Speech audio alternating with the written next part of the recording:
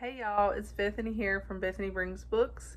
I am excited to be doing a wrap up today. This is a long time coming wrap up of the past 5 months, really 5 to 6 months. I've did a few videos talking about how my life got busy with my kids starting school and me starting a job, and wasn't reading much, but my reading has picked back up.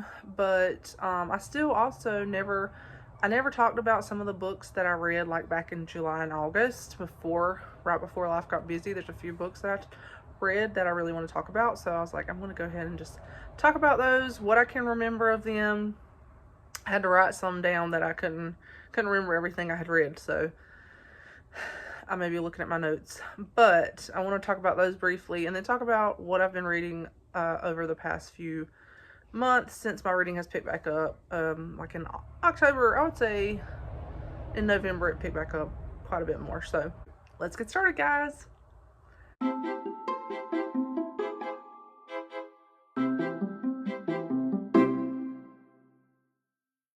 Briefly mentioned back in July that I was reading Island of the Blue Dolphins. I cannot even remember who it's by.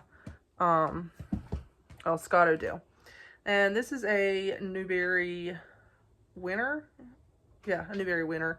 I read this with a summer book club, Old American Spirit, her summer book club, and I enjoyed it.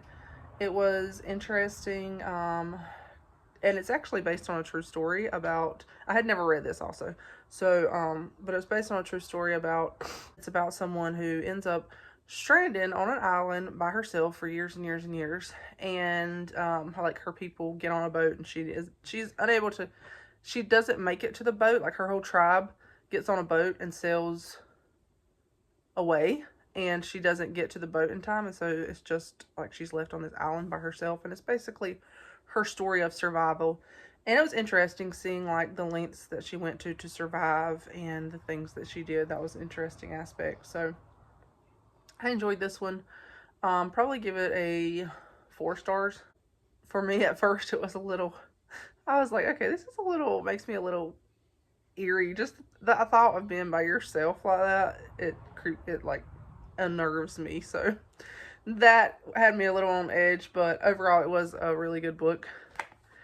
And then I read Sense and Sensibility by Jane Austen, and after reading that, I have read all of her books. Very excited to finish all of her main works. And this one, as I've said on it the past few months, I honestly think this is probably my least favorite of her work. It's funny. I think it's probably one of the funniest ones of her books, but I really do think it's my least favorite. I just did not find the characters, particularly the male characters, all that interesting. I felt overall the storyline, the male characters, there was just lacking for me for some reason. I think I gave it 5 stars or 4 stars. I don't remember how many stars I gave it. I feel like, as a literary work, it's fabulous. It deserves 5 stars.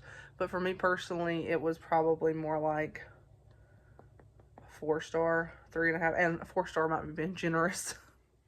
Y'all, I don't know. It's hard for me to rate it because it's a classic and I don't want to rate it low. And I liked it, but compared to her other books, especially after I had just read Pride and Prejudice, this is probably definitely at the bottom of the list for me now. One day I'll rank them. But anyway, I did read that, and I was so excited that I now can say I've read all of Jane Austen's books, and Jane Austen has become an absolute favorite now. Just absolute favorite.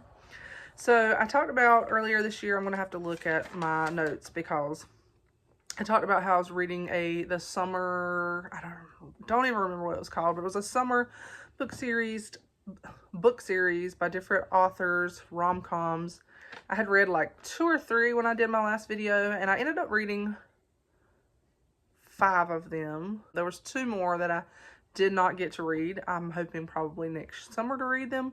But I read the first 5 and just thoroughly enjoyed it as fun, light summer reads. I read them all on Kindle Unlimited. And so the fourth one that I read was called Summer Teas, and they're all set on this fictional island in Florida, I think. Um, and so, my cat's sitting in my lap. So anyway, this one was cute. It was about a girl, I cannot remember her name, but anyway, she goes back to this island, and for the summer, she's like vowed she's never going to go back, but she goes back because her grandma is moving into a retirement home, and so she's got to help her grandma move into the retirement home. And there's kind of this feud sort of thing going on between her and her family and another family on the island that has gone on for years. And so she's like actually just shocked that her grandma's even moving into the retirement home, because the retirement home is owned by the family that they're kind of feuding against. But anyway, it's by Martha Keyes, and I thought it was so funny and like really well done. The main guy character is a police officer on the island. He's like the only police officer. He drives a golf cart, and him and the main female character are always like at each other's throats, always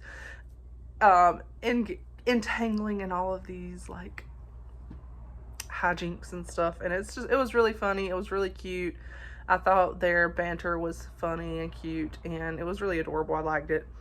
And then after that one, I read Beauty and the Beach, great by Gracie Ruth Mitchell. This was my first book by Gracie Ruth Mitchell, and this one I gave 5 stars. I thought it was so cute, so funny, hilarious, so well done.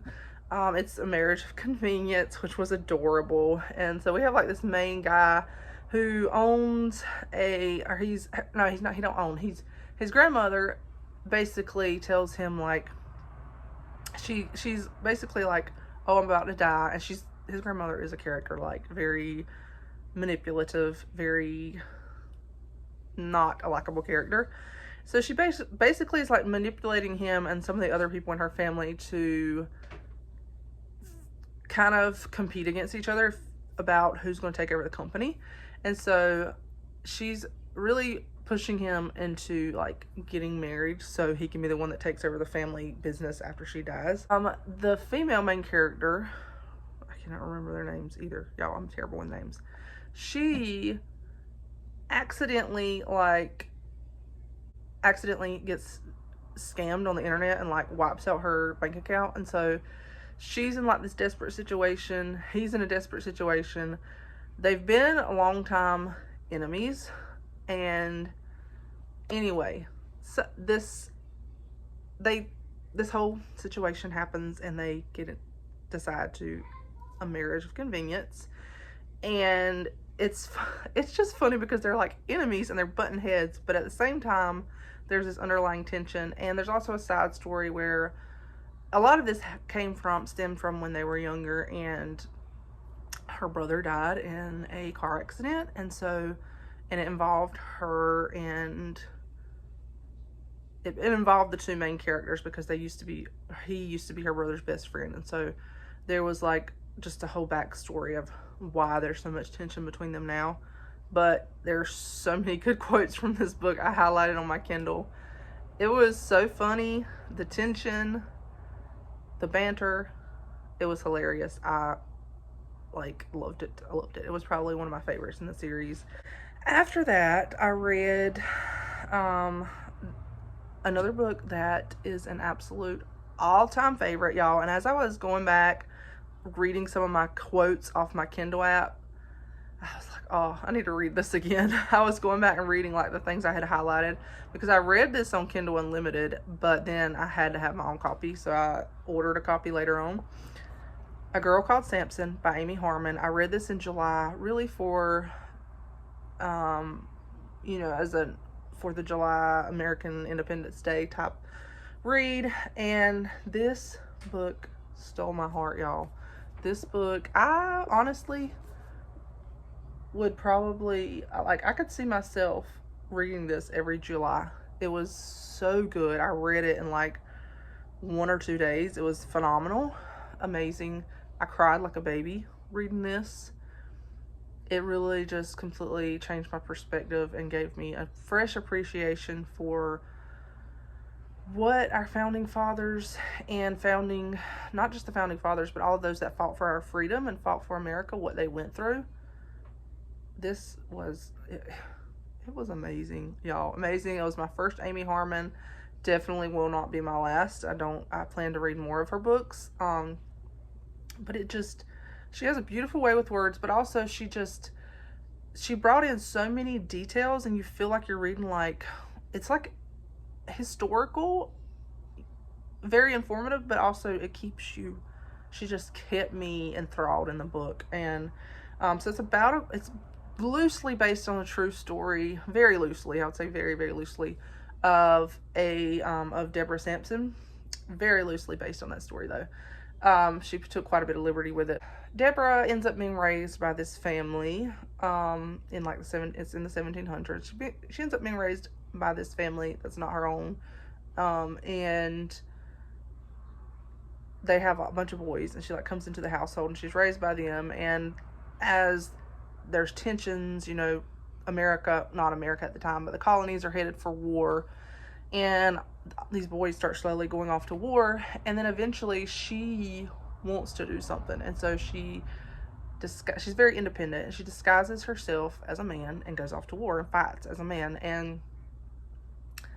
But there's just a whole nother plot to this story too, like a romance aspect that I enjoyed, but not just it was so moving to read about and really get a first-hand picture of what it probably was like during that time period, and all of the women who lost their husbands, and, you know, the men that gave up their lives, and the sons, and all these people fought, and there's so many of them, you know, there's thousands that we don't even know their names. We don't remember their names. They didn't go down in history as anyone famous, but they gave up their life for us so that we could be free, and it just really made me incredibly grateful and thankful, and it was phenomenal. And I want to go back through and read the paperback so I can highlight the things that I loved, but I would highly, highly, highly recommend this. It's one of my favorite books that I read this year. It's definitely going on my top 10, probably in the top 5. So this was amazing. And then I reread a book that I have talked about on here before. Growing up, I loved to read Terry Blackstock. She was like my favorite suspense author.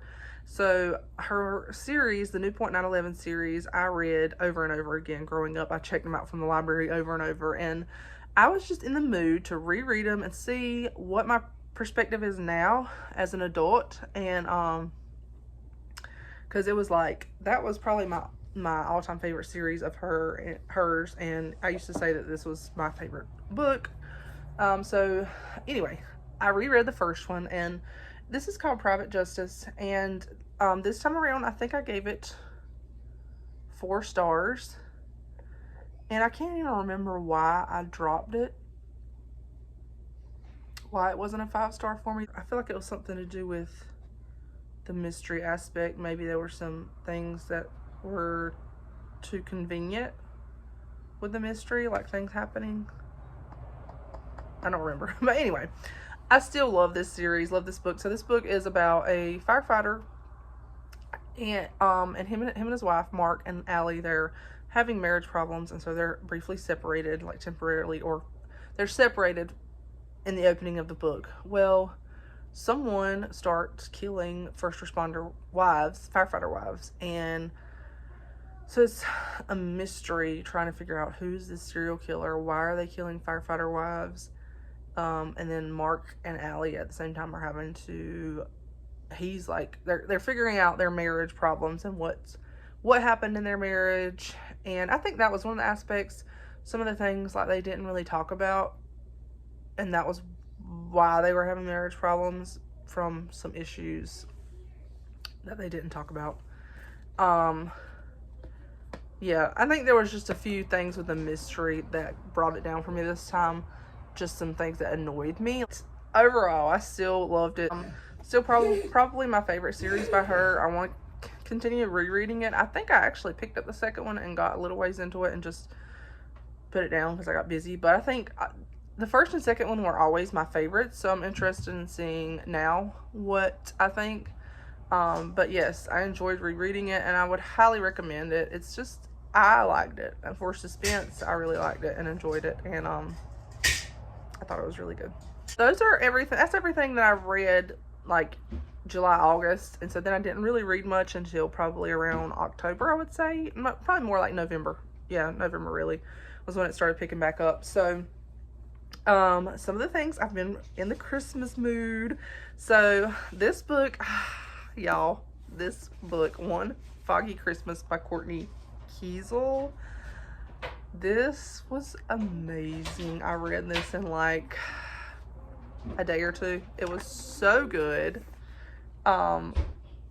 So I had not read her until I read that summer series, and I enjoyed. She wrote the first one in it. I really enjoyed it. So when I saw this book and the premise just really intrigued me, and I was like, okay, I'm gonna order this. And I ordered it when it came out like in November. Loved it so much. Also, I just want to say, how cute is that cover? And every chapter has that in front, which is also cute. But first of all, this book is divided into 3 sections. So the first section is we have the prologue, and then the first section is like, what's it say? It goes back 3.5 years, and we get the first section talking about like how the main couple met. Second section is after the main female character has a ski accident. So let me give you a little bit of backstory first. So this follows Nash Carter and Sadie, and so they have been married for 3 years. She gets in a ski accident and loses her memory, and when she wakes up, she's like, no, you're not my husband. I'm not supposed to, why, I don't know who you are. I'm supposed to be married to this other guy that she was dating in high school and had dated a long time and was like her childhood crush. And so she's thrown back to mentally, she doesn't remember meeting her current husband. She just remembers high school. And after high school, not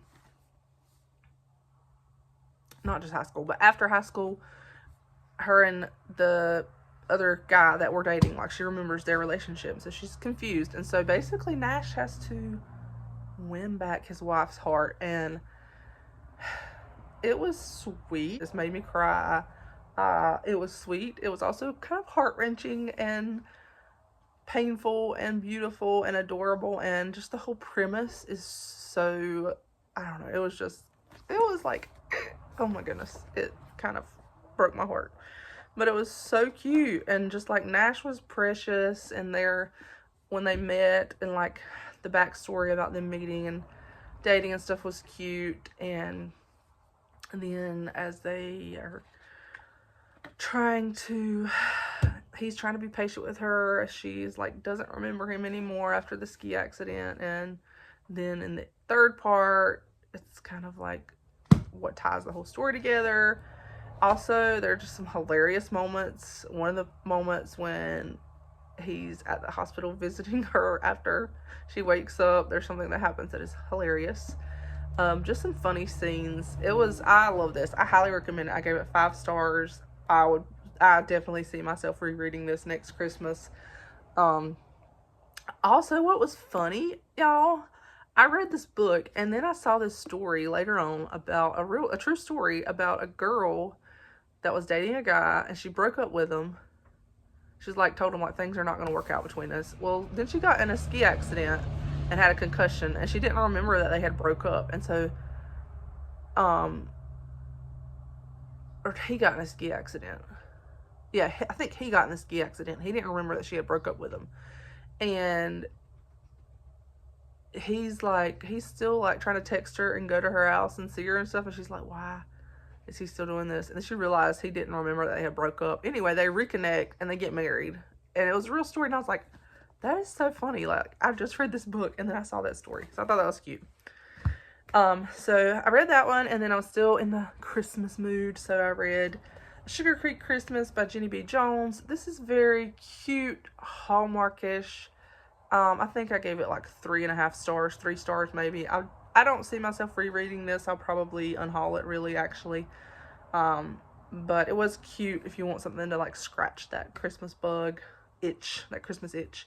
It was about so Emma Sutton, she's just been fired from her TV show, and so she goes back to her small town, Sugar Creek, Arkansas, and she's going to be a temporary Christmas planner for the town. Well, the pro tem mayor.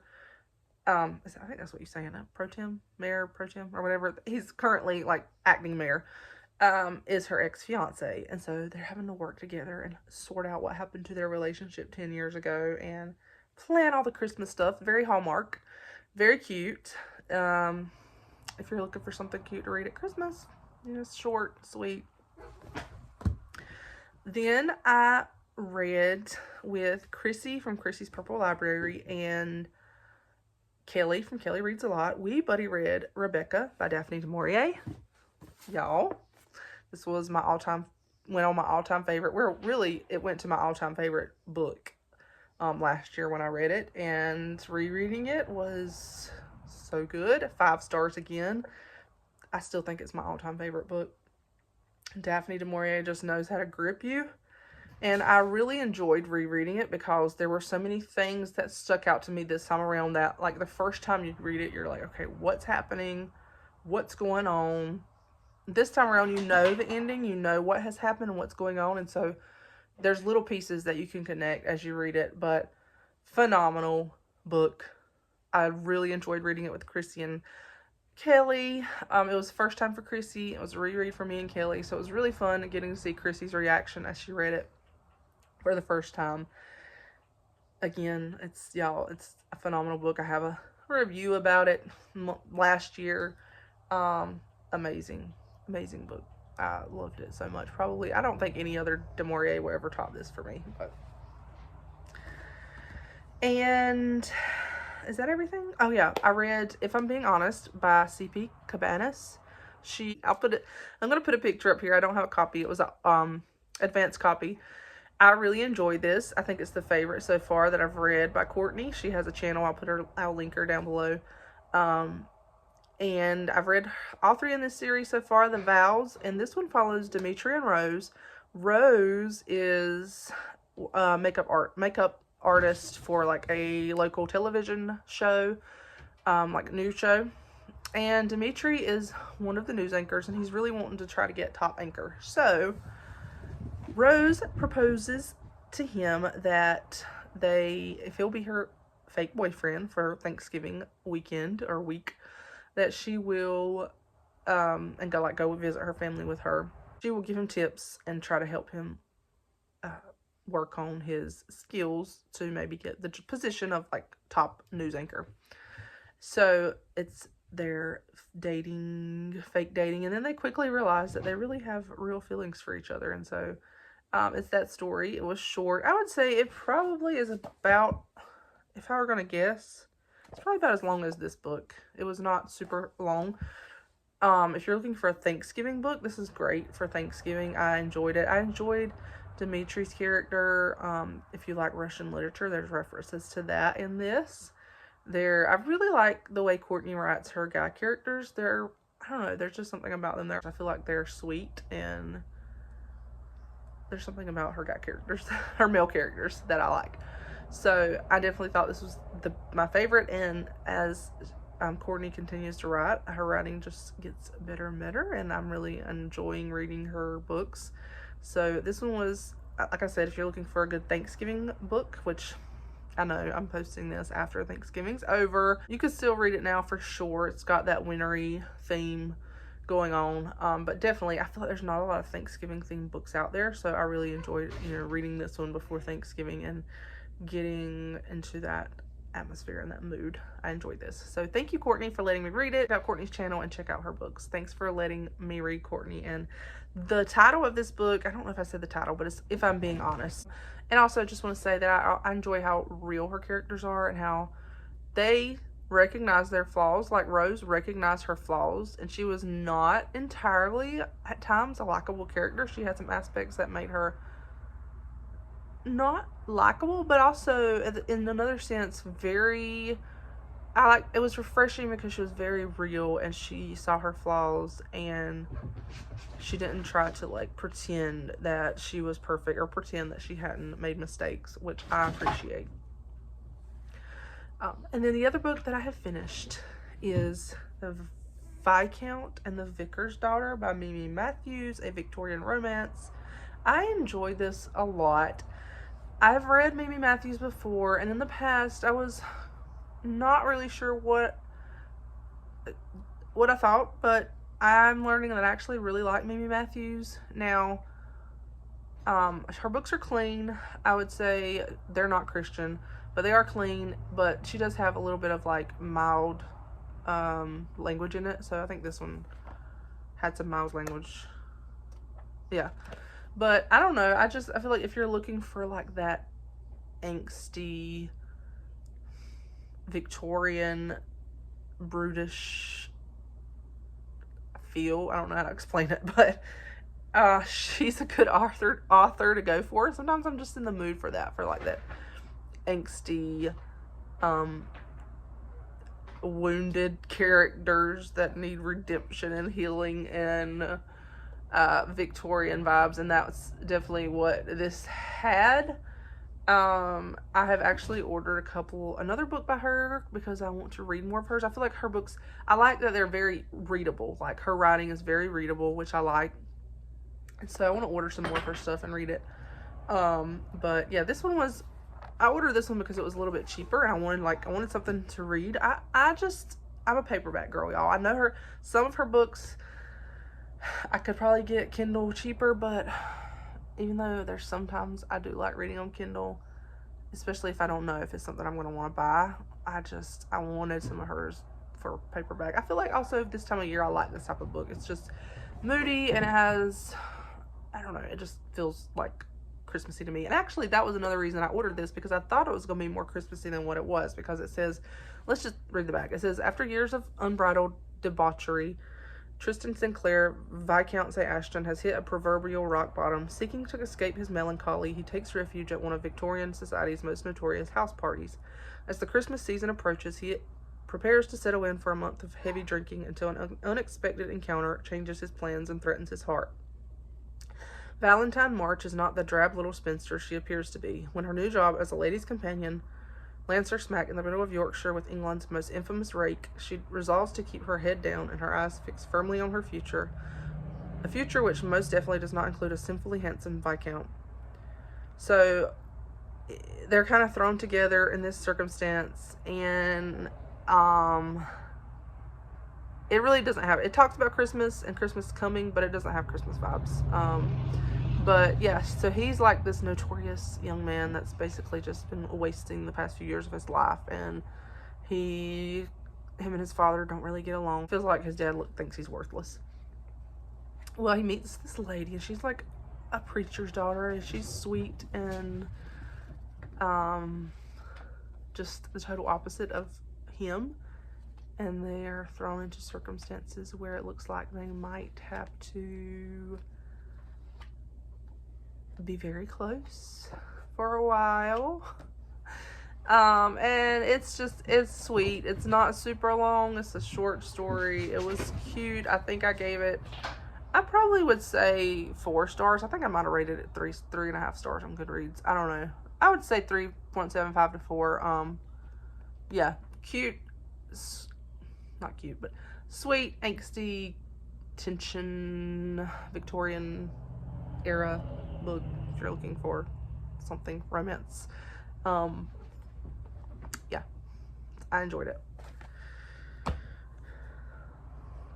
So that's everything that I've read over the past few months. I am reading some other books and not going to talk about them here. I have several that I'm reading, but we'll talk about them in the future when I finish.